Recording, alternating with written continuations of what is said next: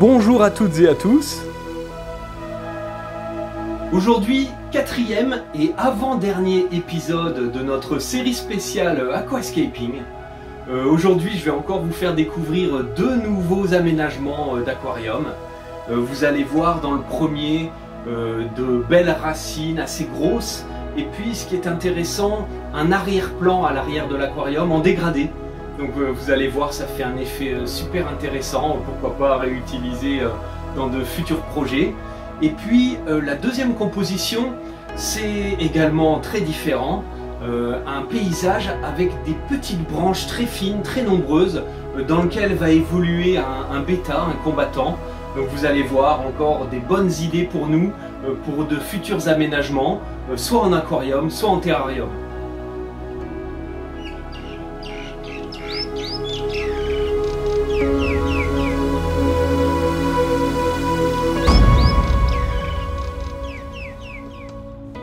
Cette fois, on va commencer par étudier l'installation de cet aquarium, ici tout à droite. Une des caractéristiques intéressantes de cette proposition, c'est qu'un film en dégradé du blanc au bleu-vert a été plaqué sur la vitre arrière de l'aquarium.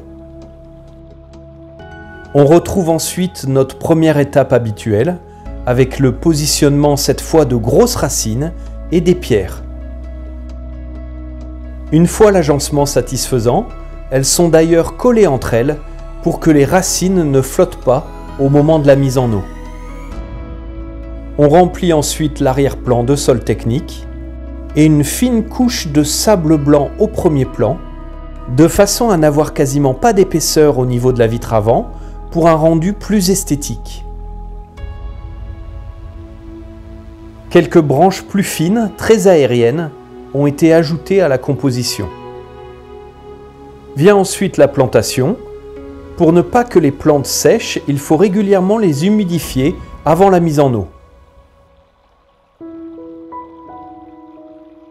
Du papier absorbant est utilisé pour casser le flux d'eau afin d'éviter de remuer le sable et le sol technique.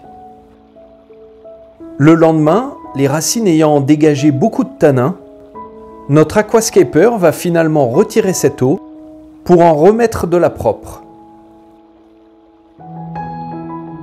Il en profite pour affiner encore son décor en collant de nouvelles branches fines.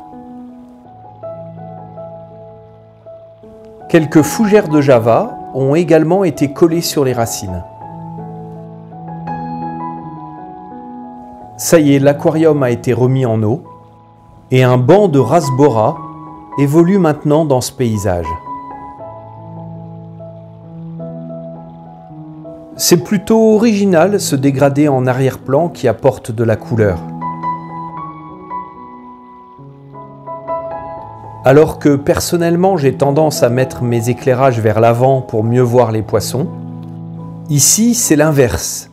La lumière est donnée sur l'arrière-plan et les racines au premier plan sont dans l'ombre.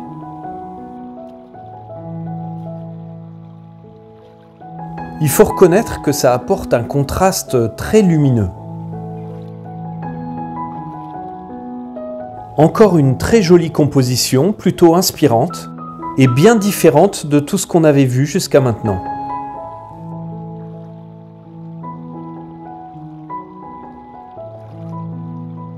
Je vous propose de passer à notre deuxième aquascaping de cette vidéo, un paysage de roches et de branches très fines. Première étape, la constitution d'un plateau avec des roches à peu près de la même taille. Super original, un miroir a été posé à plat pour donner l'illusion d'un petit plan d'eau dans le paysage. Deux racines ont été positionnées de part et d'autre au premier plan et de nombreuses branches fines ont été plantées à l'arrière, légèrement penchées vers le miroir.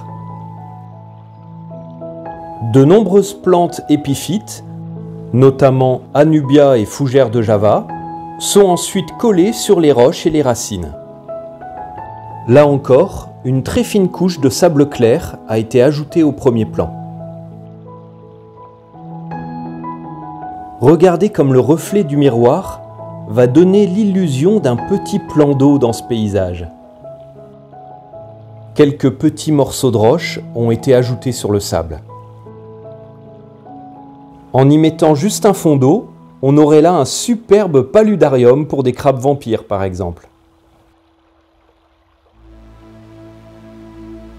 Là encore, pour éviter de remuer le sable et tout ce décor, on utilise du papier absorbant pour amortir le débit de l'eau.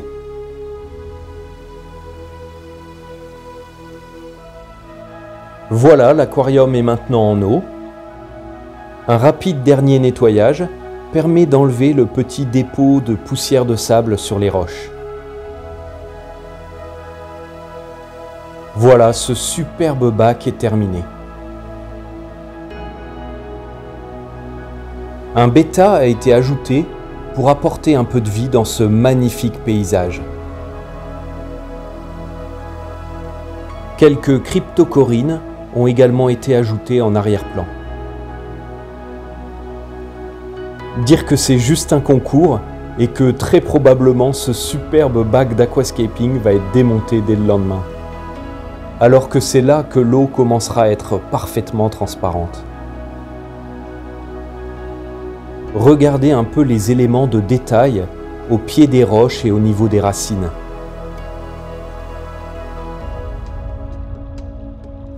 Et la petite mare, harmonieusement positionnée aux 2/3, 1/3 du bac.